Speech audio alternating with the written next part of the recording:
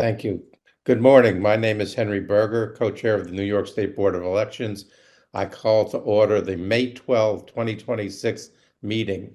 I'm joined by Peter Kozinski, co-chair, and Commissioners Esma Bagnola and Anthony Casal. I'd like the staff to go around and introduce themselves, please. Good morning, Commissioners. My name is Kristen Zabrowski-Stavisky, as you know, and I am the Co-Executive Director of the State Board of Elections. And I hope we have many people listening today. Raymond Riley, Co-Executive Director, State Board of Elections. Kevin Murphy, Co-Counsel, State Board of Elections. Jude Seymour, Deputy Director, Election Operations Unit. Kathleen McGrath, Director of Public Information. Jennifer Manello, Deputy Director, Accessibility Services and Training. Jennifer Wilson, Deputy Director, Public Information Office. Ben Spear, Chief Infrastructure and Security Officer. Laura Baker, Chief Information Officer. Helen Helmut, Director of Accessibility Services and Training. Aaron Phillips, Counsel, PCFB. Brian Hegan, Co-Director, PCFB. Brian Quayle, Co-Counsel. Michael Johnson, Chief Enforcement Counsel, and I'm joined today with my Special Investigator, Jeanette Patricia. Thank you. The first order of business is to approve the minutes of the February 12, 2026, March 17, 2026, April 13, 2026, and April 28, 2026 meetings. Are there any amendments or changes to these minutes?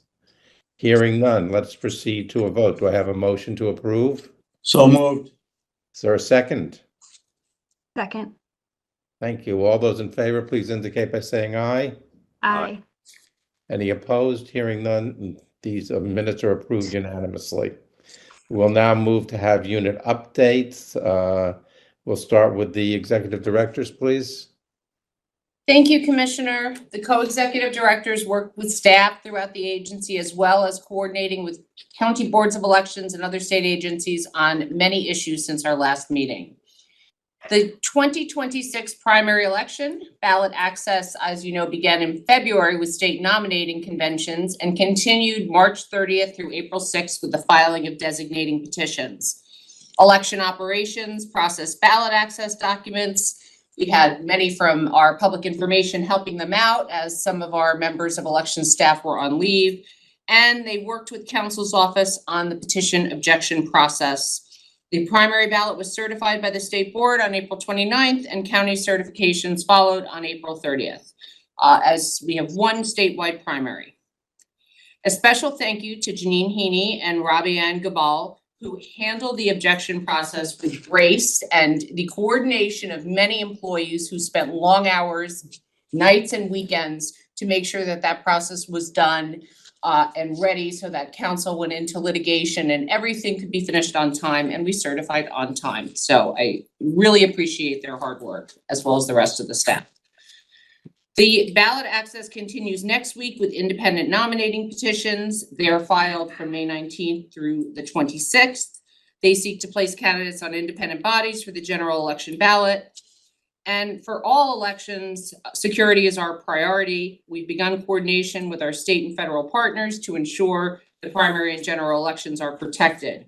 In early June, we will meet with our state partners, including but not limited to the Department of State Homeland Security, the Governor's Office, the State Police, New York State IT, the Civil Rights Division of the Attorney General's Office to continue our work. 2 years ago, we developed a playbook to address emergencies, physical and cyber, and we will ensure that that is updated and ready to protect the voters, our inspectors, without whom elections in New York State would not be possible, and our commissioners and election staff throughout the state. We're so grateful for that support and partnership.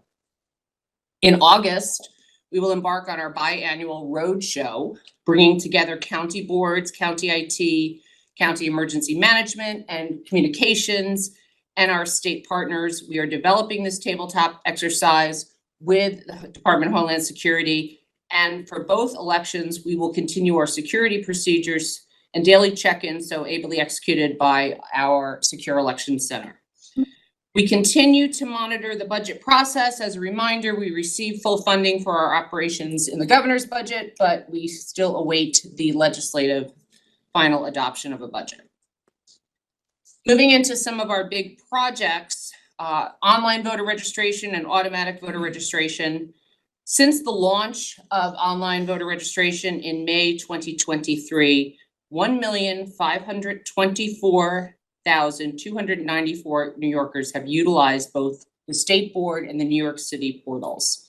Since our last unit report in February, 27,471 transactions have gone through both portals. So we continue to monitor the usage and to raise awareness so more residents access the system. We also continue our work, and our internal IT is working on making sure that our online voter registration will be hooked up to our clearinghouse created for automatic voter registration. And eventually it will be a seamless and efficient, effective system for all of our groups, voters, county boards, the general public, interested in public reporting, and our governmental partners. As far as automatic voter registration, you know, we've been partnered with New York State IT on this project. The clearinghouse was ready last year, and I will say that in March, the Department of Motor Vehicles connected for the first time. We connected an AVR agency, which was extremely exciting. And they have been transmitting registrations through the clearinghouse to the county boards. There were a few hiccups in the beginning, but we all worked together, and we really appreciate the partnership on the part of the DMV and IT. Since go live, there have been 219,303 transactions that have gone through the clearinghouse. So in light of the numbers since May 2023, that's an extraordinary number, and I believe shows the increase that an opt-out system of automatic voter registration brings. A couple of things on the other agencies. We expect the State University of New York to connect in July. Their onboarding is in stages. So the first stage will integrate the AVR process with their class registration transaction on 47 campuses. And then following that, all remaining campuses will integrate. Access VR, they're probably going to connect in July as well. And the Department of Labor will be ready to connect in December of 2026. The WIC program from the Department of Health is anticipated in Q1 of 2027, and other agencies will then follow. The state ITS is preparing a project change so that we have a phase 3 of this project, which basically takes care of the DMV change of address.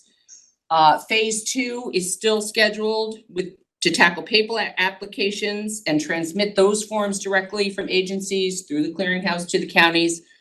That will be ready in October, but we'll hold off till after the general election to implement that. And phase 3, as I said, is that change of address, which is a requirement for the DMV in the law, not exactly fitting under automatic voter registration, but our goal is to make the process as seamless and as efficient as possible for the county. So it really behooves us to make sure that those transactions go through the clearinghouse and are transmitted electronically. I will state that DMV recently decommissioned their legacy system for change of address, which caused a problem for us because counties are used to getting that electronically. That was a system set up by DMV with the counties. I do have to say that we are so grateful to the New York State IT who really stepped up and created an interim solution for us to make sure that counties didn't have to end up with PDF files and lots of paper. And as IT continues with phase 3 to make that part of the process, they will continue to support us on this interim process and solution until that time. Sorry, this is a long one. So, all right, our integrated PCFB and State Board of Elections software. As you know, MTX, our vendor, has been on site since March of 2024. They continue to work closely with the deputy directors and our CIO, CISO, our business units, and our IT unit. Our team and MTX continue with testing on matching and payments for PCFB. We'll then begin a new PCFB workstream to implement the 2025 legislative changes to that program. Public reporting has been developed. We had multiple meetings with stakeholders, including advocacy groups, treasurers, media, super users. We implemented feedback, and we are currently finalizing security on the public reporting application and site.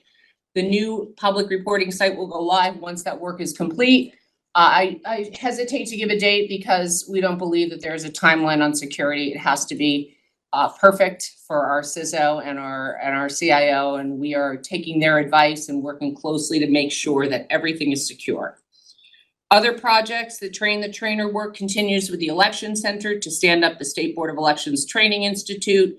We meet regularly, and we are at work right now on a training manual going through, I think we're on the second or third draft. We expect to launch that in early 2027. The Voting and Elections Database, the Dr. John L. Flateau Voting and Elections Database of New York, we affectionately call that VITA here at the State Board. That application went live before the April 1st implementation date. The public dashboard is now complete. We worked with our vendor on phases 1 and 2. That collaboration continues with phase 3, which will ingest the maps that we need to make sure that we have maps for all the political subdivisions. PIO has been instrumental in this process. They met with school district clerks, business managers, libraries multiple times. They conducted specific sessions with county boards, and each entity will designate a contact person for credentials to update the data. They went through data templates with all of these entities. They did a demo of the system and how to upload, and the data will be entered no later than January 1st. But we currently have 4 libraries who agreed to act as the guinea pigs and be the first to upload their elections. We continue our ongoing meetings bi-weekly with the Division of Budget. We meet weekly, bi-weekly with the executive branch. We meet monthly with the Office of General Services. We continue our monthly conference calls with the Election Commissioners Association. We also added a training session after each monthly call, and that has been very successful. The Division of Election Law Enforcement continues to meet with us on a bi-weekly cadence.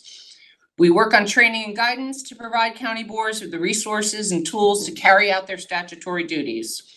I would be remiss if I didn't thank our staff and our partners. It really does take a village to do this work. There are long hours, especially during the aforementioned petition filing and objections, and we're blessed to work with committed and passionate professionals who care deeply about elections. So that was a mouthful. I'm going to ask Ray if he has anything else to add. No, I just want to add my thanks to the staff and acknowledge that Friday was the state deadline for federal ballots to go out. You know, again, all the counties met that deadline. Appreciate the work that they put in to make sure that voters are given, you know, their opportunity to exercise the franchise. And thank all the staff here again for their work during petitions and everything else that we have going on that Kristen just so excellently went through. So Do you want to mention the debate? Sure. The Public Campaign Finance Board, and we'll be announcing it in the press shortly, has awarded the comptroller Democratic debate to Spectrum News. Spectrum was the only complete application we got for the primary debate for that, but we're very happy to partner with them. They will be announcing a date shortly. We met with them yesterday to go through some of the logistics of that. And again, we'll be putting out an official press notice of the award of the debate, hopefully in the next 24 hours, and then they will be announcing the details immediately after. So I have nothing else. Thank you both. Election operations, have you been doing anything? Mr.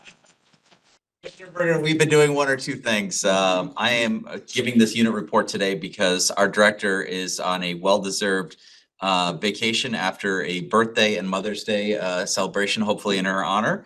And so I just wanted to update you on the things that we've done that the co-executive directors alluded to, but I want to add a little bit more color if I may. Our ballot access documents for the primary election. I cannot thank the staff enough for all of the effort that they had to take in these documents, and I just want to give you a little bit by the numbers, if you don't mind.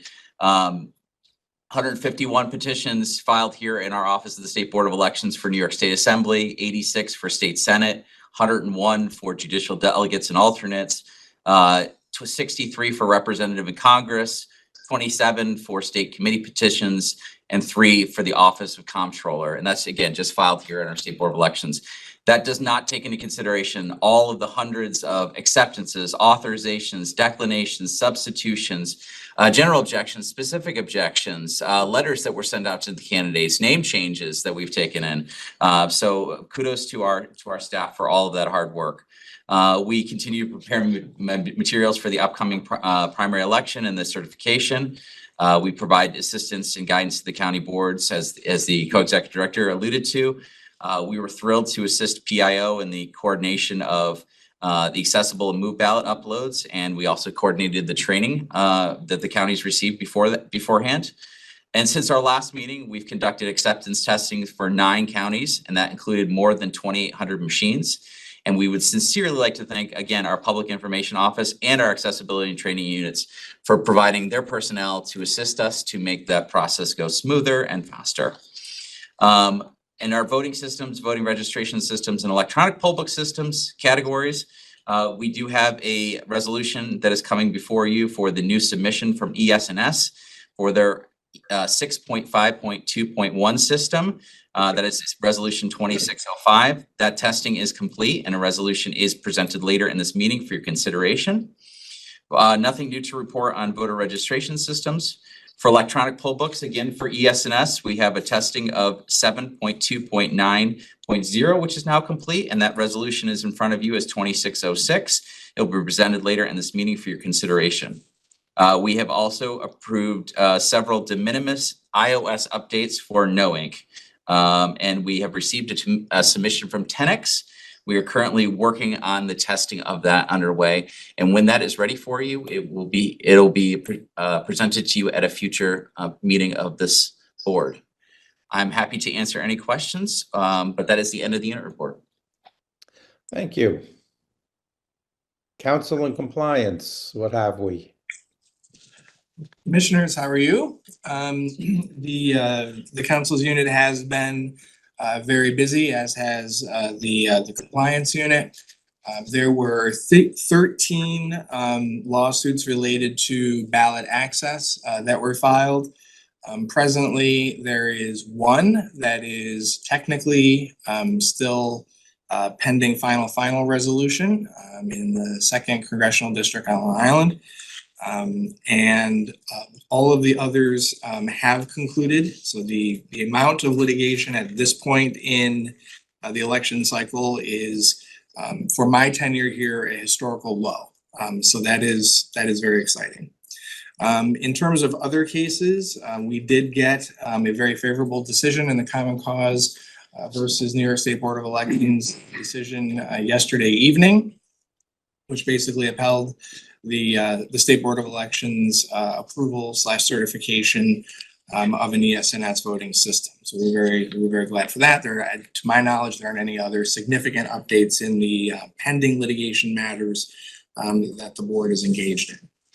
The compliance unit has been exceedingly busy, and I would like to extend a thank you to them, and in fact to the staff of pretty much every department of the agency, as was said by Kristen and Ray, for these folks' work on dealing with processing specifications of objections. Just as a single point of an example, there were 45 people here on Sunday prior to your meeting approving the ballot access objections, in order to make sure that everything ran in a timely manner. And as both Kristen and Ray mentioned, prior to that, many hours on the weekend and after hours put in, leading up to that moment. So it was quite a group effort, and I know that everyone is very proud of it.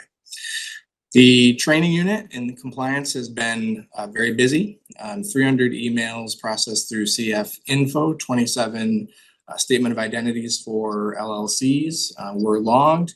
And the webinar season has begun. Compliance unit has finished one of those already, and there were 139 attendees. So that's a good start to the training season. In terms of The failure to file situation for the January periodic, there were initially 3,556 committees or candidates that had failed to file. As of today, there are 1,038, so that's 29% remaining. That is actually a very, very good rate of reduction in comparison to other filings. The number of deficiencies referred by the unit sits at 4,866. Notwithstanding all the work of the compliance unit with objections, the unit completed 6,404 reviews since the last meeting. And as of right now, there are 1,490 that are outstanding assigned to compliance staff. That is a very workable number and demonstrates that they're keeping up with the workload. In terms of paid internet digital ads, which have special requirements for reporting, we stand at 1,013 paid internet digital ads, on file presently. The compliance unit with the current campaign finance software that we has engages in a rather labor-intensive project that involves not just compliance staff, but also folks in operations and IT in order to figure out who owes campaign finance reports in local elections by looking at ballot access documents and comparing to what we have or don't have on file. That process for the 2026 village elections that are conducted by boards of elections was completed since the last meeting. We have received 690 filings or forms in the categories of committee registration documents and related documents, and 434 CFO5s. Those are documents that basically indicate that the committee believes that it is exempt from filing requirements, typically because the amount of money and the jurisdiction that the committee represents is small enough to qualify for not having to file, or they're not going to be engaging in any activity that requires filing. There are currently 8,661 active committees registered with the State Board of Elections, and since the last meeting, the compliance unit registered 822 candidates and 205 committees. Obviously, work continues with resignations and terminations, and the compliance unit also is engaged in a number of projects to ensure the currency of board data and professional service to stakeholders. They're working on ensuring that there's follow-up on any and all bad emails that are received, making the next efficiency report to the DLE, and also working on, which is part of the normal cadence, committees that have gone dormant and should be administratively terminated. And alongside all of that, updating procedures, creating new quick resource references so that information is more easily and in a more streamlined manner communicated to the stakeholders so they can get the answers that they need quickly and efficiently. And as I had mentioned, the training season has begun, and I am very pleased to report that it is with revised and updated training materials. That's all I have. Kevin? That covers basically everything that I had, other than to once again echo what the comments that have already been made, to thank the compliance team, the rest of the staff for their help with the specific objection review, and then in particular Robbie and Janine in compliance, who really continue to go above and beyond when we have this process, and just want to thank them and everyone else for their hard work. And the compliance staff does a great job and did all of this on top of their normal duties, and as Brian just said, have had their plate full to begin with before that was all added on top of it. So but other than that covers everything that I would have said. So thank you. Thank you both. Enforcement, Michael Johnson. Hi, Commissioners. The Enforcement Division, we were busy with numerous complaints, petition related.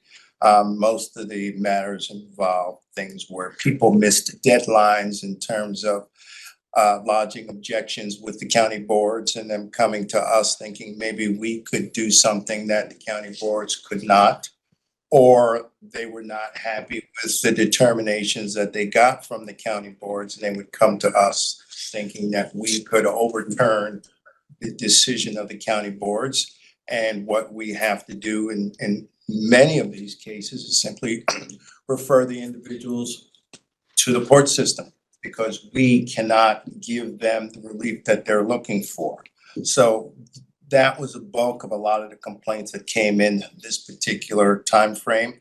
As far as the non-filers are concerned, I mean, echoing Brian, the numbers have gone down. Compliance has been great in terms of when we refer people to compliance to help with completing whatever deficiencies they may have. As far as going forward is concerned, we are now dealing with renewing our contract with the process servers, because there are some issues that really need to be addressed that are hampering our ability to really even ramp up a little bit more in terms of the numbers that we go after with regard to the non-filers. So hopefully, you know, we can get that straightened out. We're working with the two co-executive directors and OGS with regard to coming up with a new contract. And with this new contract, we're hoping we can address a lot of the issues that are outstanding with the process servers and issues that we've continually been having. Thank you. Any questions? Chairman, Yes. I'd just like to ask a question to address the report you sent us recently about closed cases. It seems to me, Mr. Johnson, that I saw several instances where either committees or candidates had filed documents that had either errors or omissions, and that it appears that you contacted them, and in many cases, they complied with your request and they responded, and then you determined that the case should be closed. Is that correct? More or less. Okay. In effect, they were given an opportunity to cure. It depends on the Right. the issue with regard to Well, I understand, deficiency. I seem to appreciate the fact that you're trying to bring people into compliance, which is very, very important to them. Yeah, that's sort of, So you give them a second chance, so to speak. yes. Okay, thank you. Anything further? Thank you. NVRA Public Information. Good morning, Commissioners. To start off with our general public information functions and FOIL requests. As a reminder, we as PIO are the clearinghouse of FOILs for not just the State Board, but the PCFB and the Division of Election Law Enforcement. Altogether, we work with staff to ensure all responsive material is gathered and reviewed by counsel as applicable, and the responses are made in a timely manner. Our last board meeting was actually 3 months ago today, and in total since that time, we have received 919 FOIL requests, 903 of which are completed and closed. The biggest uptick occurred just after and during the ballot designating petition period, filing period, where there is much interest in receiving copies of petitions and objections. So just in April alone, we had 412 FOIL requests come in. For the State Board website, we've had numerous updates to that website since our last meeting, including updating Council's formal opinions document to include the new cryptocurrency opinion, publishing the February 2026 enrollment data, updating our educational materials with 2026 deadlines, publishing this year's state contribution limits, live streaming the primary election ballot draw, publishing and live streaming a public demonstration announcement about the Auto Mark II BMD, uploading the primary election certification, ballot certification, and updating board meeting information documents for today. And while not applicable here, we also do provide updates to the PCFB website as they are required as well. For our email service, our email service contact list has grown to just shy of 3,400 subscribers.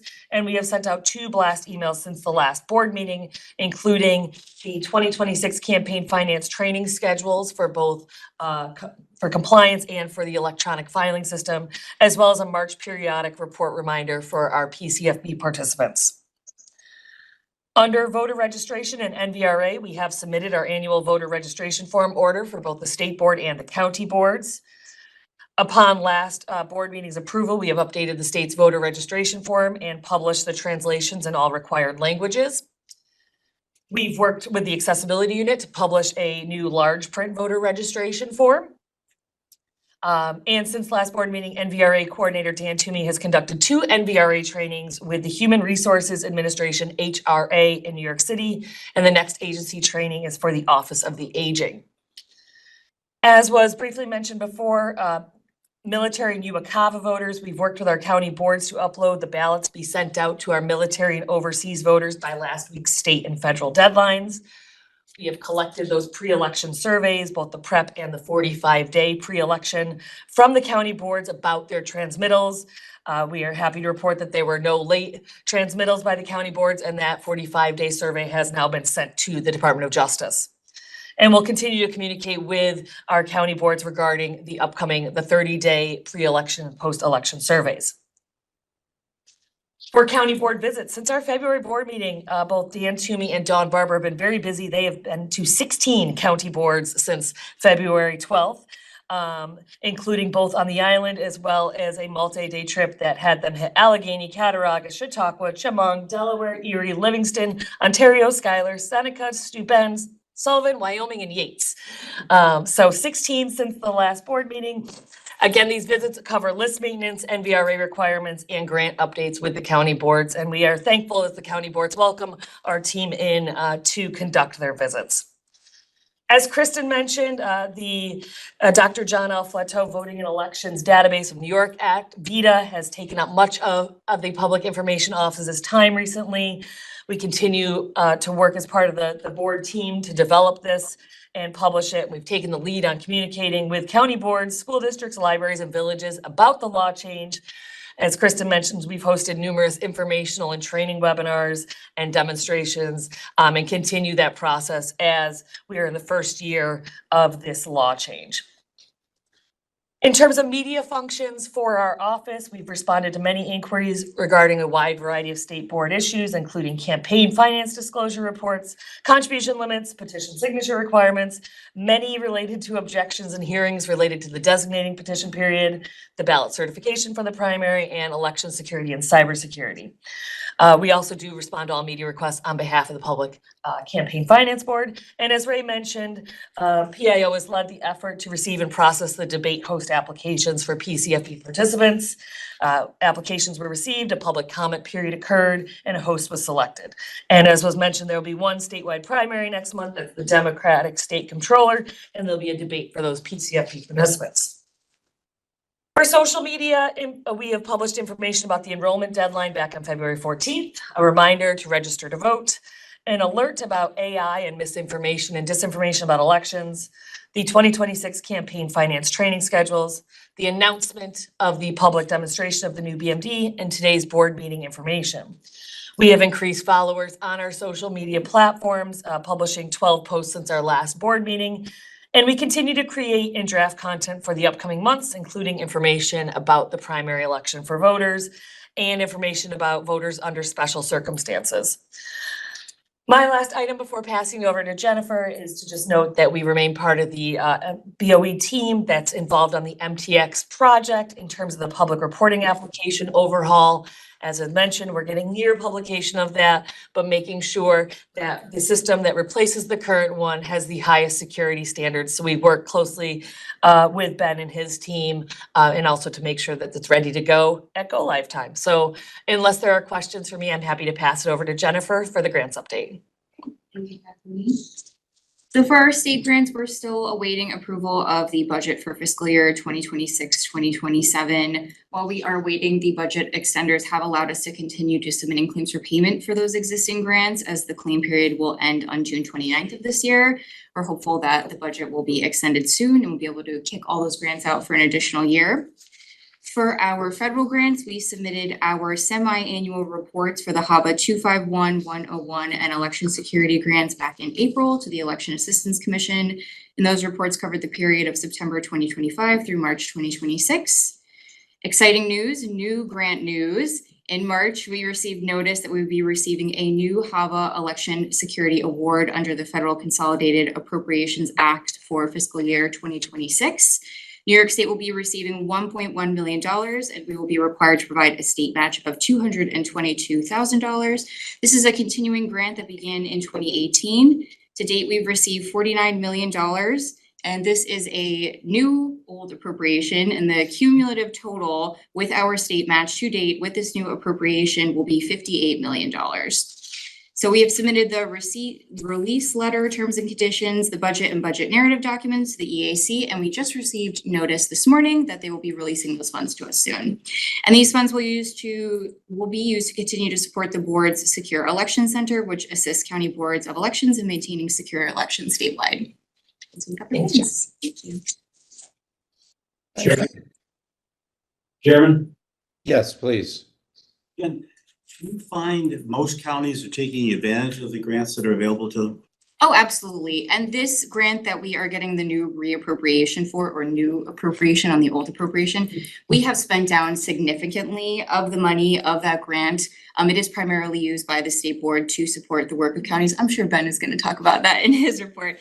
But we only have around $37 million remaining of that original appropriation, the The question, $58 million. counties are obviously aware of this, but are they taking advantage of it? Yes, Are and there that. counties that are not taking advantage of it by chance? Yes, and actually from a few reports ago on the HAVA grant specifically, we had talked about that we'll be closing out the 251 and 101, and they have been spent down significantly. We have less than $1 million left of the 101, only 753,000, and only 225 of the other grant.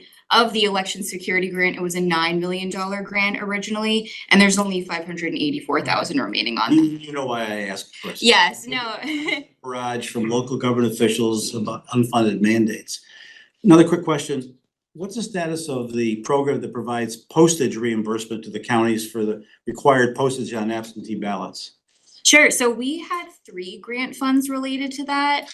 So we had our original absentee postage grant, the 4 million, and then we had 4 million additional added for a total of 8 million. And we only have $1 million left on that original one. And then we've had 2 more since then. So we had our vote by mail, which was only a $5 million one that was appropriated last year. We only have 2.3 million left on that. And then we had our ballot by mail, which was a 7.7 million, and we only have 1.4 million left. Is there So any there's- money coming out of the budget? Is there money in the new budget? I think we're gonna find out soon. I think we're gonna find out very soon. I will say, Commissioner, that Jennifer and the grants team has done a lot of work talking to counties, It's very because apparent. It's we very- really went through some of those numbers and said, use this money, we don't want you to lose it. And kudos to you. And I've heard them make Shirley. presentations at Yeah. the conferences, so it's great. Thank you. Thank you. Anything further? Then let's go to ITU and SEC. I think it's accessibility and training first, Commissioner. Accessibility and training goes first. There you go. Good morning, Commissioners. It is exciting to be back from parental leave and here with you all. For some general accessibility updates, as Kathleen had mentioned, our team created a large print voter registration form that was posted to our website and shared with counties. We notified counties of the WCAG 2.1 compliance that was pushed out to 2027 for localities with populations greater than 50,000 and 2028 localities with populations of less than 50,000. We fulfilled a few accommodation requests, including providing American Sign Language for a PCFP training and American Sign Language and CART for the public demonstration of the AutoMark II. For poll site accessibility surveys, we are currently rechecking the accessibility surveys we have on file since poll site designation in March and early poll site designation in early May. 35 counties have submitted all of their accessibility surveys and 13 counties are missing fewer than 10 surveys each. We continue to contact counties who have not submitted all of their surveys. For the Training Institute, as Kristen had mentioned, we are continuing to work with the Election Center to finalize the poll worker manual, and we are developing the Train the Trainer material as we speak. And unless Jen has anything to add, I'm happy to answer any questions. Is there anything more? No. Thank you. Now, do we have anything from ITU? Sure. Thank you for having us, commissioners. I'm going to start with the public reporting since it's been brought up a couple of times. Since the last time we talked about it, the ITU has formalized the governance process. And this provides oversight on development, application choice, infrastructure choice, and includes security. This is how we're assessing applications that are being built by ourselves and outside vendors. And we are currently awaiting an amendment to a submission from MTX on public reporting that we expect to have very shortly in order to speed that process into go live. We've obviously launched the AVR. I'm going to cover things that have been covered before. We supported the AVR connection with DMV, with our partners at ITS and in the DMV. And we want to thank Shake's team, himself, Haral, and Jason, for all the hard work that they did on making sure that rollout went as smoothly as possible. On the VITA project, our ITU internal team was instrumental in the architecture, design, and launch of that application. Our third-party vendor came on about 2 weeks prior to the launch, and they supported us as best they could. They came in late in the game, and we still managed to make the April 1st deadline. So I would really like to thank the development project and infrastructure teams for all the hard work that they did in making sure we met that deadline. And thank you to our partners at PIO for handling all of the outreach, as there was no way that we could do that without you. So along with the ongoing projects that are all in flight, the next upcoming rather large initiative in ITU will be the refresh of our compute infrastructure in the next year. Due to aging hardware and end of service hardware. So that'll be the next thing we're working on, and I'm going to pass it to Ben. Thanks, Laura, and thank you, commissioners. Good morning. Start initially continued outreach and work with the county so that they understand the requirements on them to secure their organizations. We did begin, as I mentioned in previous meetings, a lunch and learn series, and we held a successful lunch and learn on data classification, which ultimately resulted in a very successful workshop for one of our regions at the county level to develop their data classification process and walk away with examples going forward, as well as templates. We do not have a next lunch and learn currently scheduled, but it will be on asset inventory in partnership with the State Division of Homeland Security Emergency Services and their vendor partner that currently provides a tool that the counties all already have that, if properly configured, would meet the asset inventory requirements. Kristen previously mentioned our security roadshow. We're excited to move forward with that coming in August. We met last week with our partners at the Division of Homeland Security Emergency Services and their tabletop exercise team on the planned scenarios, and we're looking forward to a range of scenarios on all types of hazards, not just cybersecurity specifically, and hope to launch. We're finalizing those locations and hope to launch signups shortly.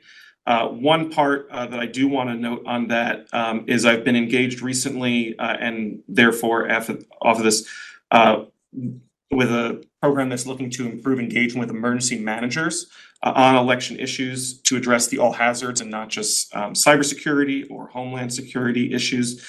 And so we're going to, as we did last time, but more forcefully this time, seek further engagement with emergency managers as part of the roadshow and with our county boards writ large, which brings us to our election preparations overall.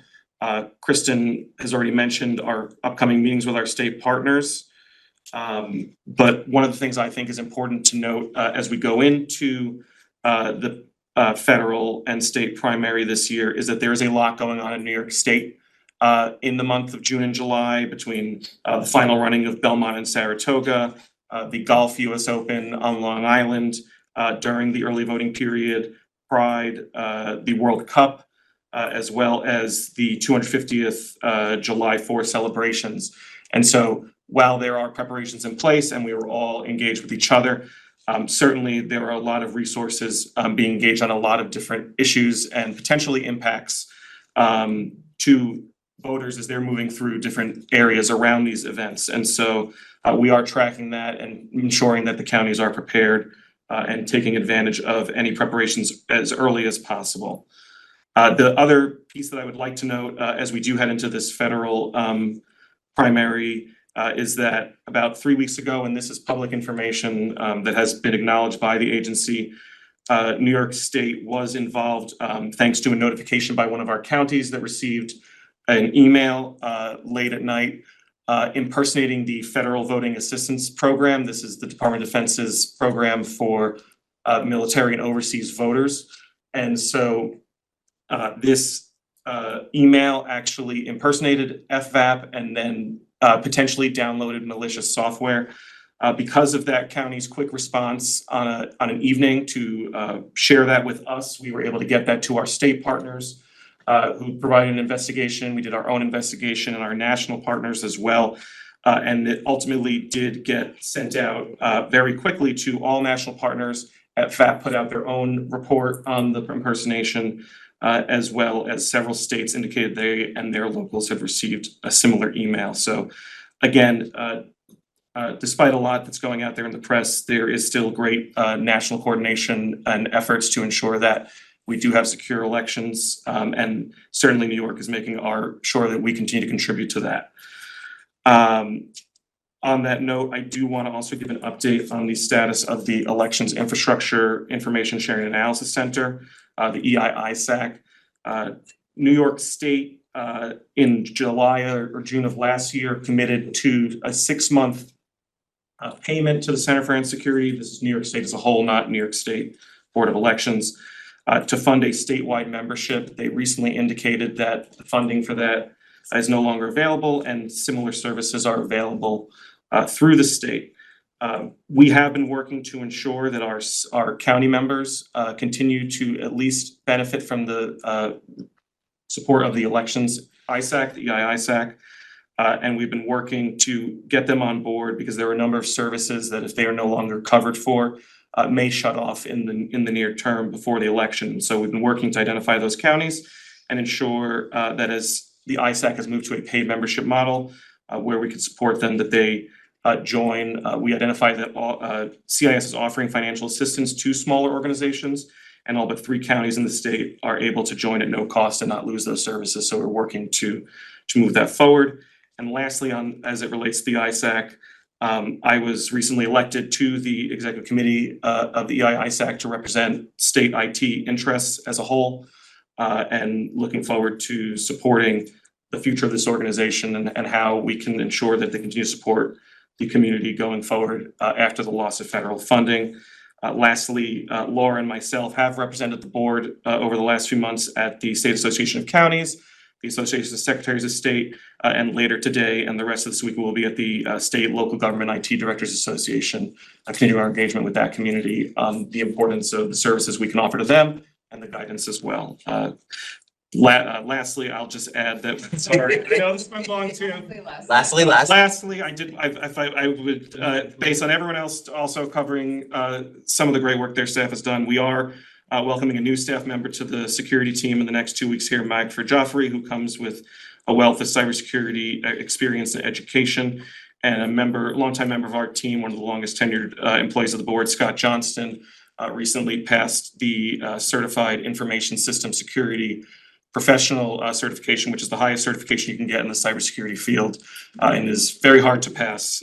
So just want to commend them on their efforts and welcome them as well. That's great. Thank you. Keep us secure. Any questions on any of the updates outstanding? Hearing none. I do not believe we have any old business, so let's proceed to new business. The first item of new business is to certify ESNS voting system 6.5.2.1, Resolution 26-05. Would election operations please walk us through that? Absolutely, Commissioner. This is again a certification of the ESNS 6.5.2.1 voting system.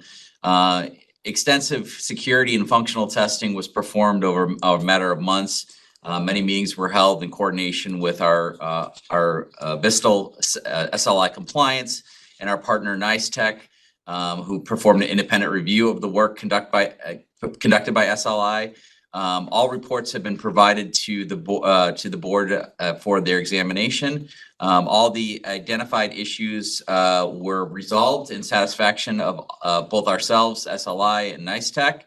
And we are recommending the certification of this voting system. Happy to answer any questions about particulars if you have them, but I would say as a high-level overview, these encompass county user requests and involve quality of life improvements. This is something that the voters will see most who interact with the AutoMark 2, which is the new BMD that replaces the AutoMark that's been available and used for many, many years. We did a public demonstration of the AutoMark 2 with our partners in PIO, run by our Secure Elections Center and our accessibility team, and that was received very well. So we are requesting certification. Thank you, Jude. I'll entertain a motion to adopt Resolution 26-05. So moved. Is there a second? Second. Any discussions or questions? Hearing none, let's proceed to a vote. All those in favor, please indicate by saying aye. Aye. Aye. Any opposed? Any abstentions? This matter is approved.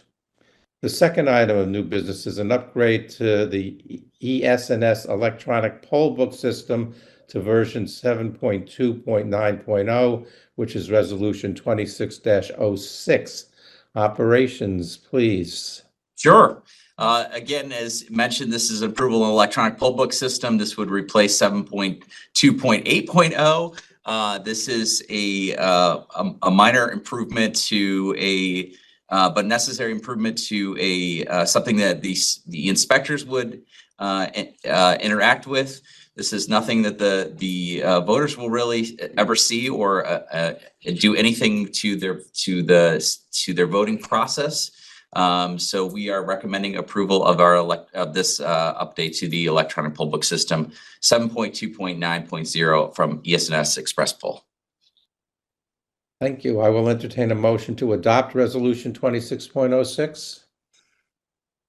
So moved. Second. Thank you. Are there any discussions, any questions? Hearing none, let's proceed to a vote. All those in favor, please indicate by saying aye. Aye. Aye. Any opposed? Any abstentions? This matter is adopted. The third item of new business is a personnel appointment. Resolution 26-07 appoints Christina Aspey to the position of Deputy Counsel. I believe Christina has joined us today. Are you there? Yes, hello. Okay. Brian Quell, will you please do the introductions? It is an absolute privilege. This resolution, if adopted, would appoint Christina Aspey to the position of Deputy Counsel with a start date to be determined. Christina comes to us from DRNY, an organization well known to us. She has more than 13 years of experience in federal and state practice, principally in the area of disability rights, but in other areas as well. She is an experienced and well-respected civil rights attorney, a significant amount of experience in office organization and customer service, definitely attributes that will be very, very useful and comparatively transferable to the Board of Elections context. And we're super happy to have her coming. I would also note that she is admitted to the practice of law in every federal court, and also, of course, in the state courts in New York. So she will have the widest range of admissions of any attorney here because she's admitted to the Supreme Court of the United States. Kevin and I have discussed this deficiency in our resumes. We'll be dealing with it shortly. Christina, do you have anything you'd like to say? Well, I am so excited to be here today, and I really want to thank Brian and Helen and everybody here for inviting me. And I'm really excited to be joining the Board of Elections in a date to be determined. And it will be a wonderful transition. And I have worked with some of you for many years, some at DRNY, and then others we've worked really collaboratively on the other side of the table. And I'm excited in particular to work with Brian and the team. And I'm really thankful to be here. So, Well, until we vote on it, it's not done yet. So I'll entertain a motion to adopt Resolution 26-07. I'll move So it. moved. And is there a second? Second. Any other discussions or questions? Seeing none, let's proceed to a vote. All those in favor, please indicate by saying aye. Aye. Any opposed? Now it is done. It is approved. The fourth item of new business is the regulations, a new part 6225, for ballot drops boxes, resolution 26-08. Would the council's office walk us through this one, please? Yes, happy to do that. At the outset, I would just like to note that there were some track change errors that have been corrected in the version that hopefully the commissioners have, but I will describe them for the record. And I believe that with that description, the corrected version can be deemed a part of the original resolution and therefore not require an amendment. But those changes are located in section 6225.4, paragraph C. The word both is removed, as is the redundant extra period. And in D of the same section, the redundant period is removed in paragraph D. The regulation is required by virtue of the fact that the legislature adopted a new provision in Article 8 of the election law that specifically authorizes but does not mandate drop boxes. In other words, the legislature is permitting boards of elections to have drop boxes. But what the legislature did do is mandate that the State Board of Elections set standards for them. So this regulation is a product of that mandate from the legislature to set those standards. In coming up with the proposal, the Board of Elections looked at other states and how they were dealing with drop box placement, how they were dealing with security issues, how they were dealing with obviously maintaining chain of custody and ensuring that voting does not happen after the close of polls on election day. And the resulting work product is the one that is before you. Happy to entertain any specific questions you might have. I would also note that this is not an emergency adoption. This is authorizing that this regulation be put out for the required 60 days of public comment. The board obviously will then receive those public comments and determine whether or not the regulation should be adopted or whether or not it should be amended and adopted or amended and put out for new comment. Thank you. I'll entertain a motion to adopt resolution 26-08. So moved. Second. Any questions or discussion? Just like to make a comment, Brian, thank you very much. I understand you took the lead in getting this drafted, and I think you did a very good job with it. And just to reemphasize, this is not a mandate, and we're just telling them how to do it, not where to do it, correct? Both of those things are correct. Thank you. Thank you. Hearing nothing further, let's proceed to a vote. All those in favor, please indicate by saying aye. Aye. Any opposed, any abstentions? This matter is adopted, and we will revisit this after the 60-day period. The fifth item of new business is a resolution for the certification of maximum public funds for the 2026 primary election, which is done by only the co-chairs. Resolution 2609. PCFB, will you give us a brief bit on this? Absolutely.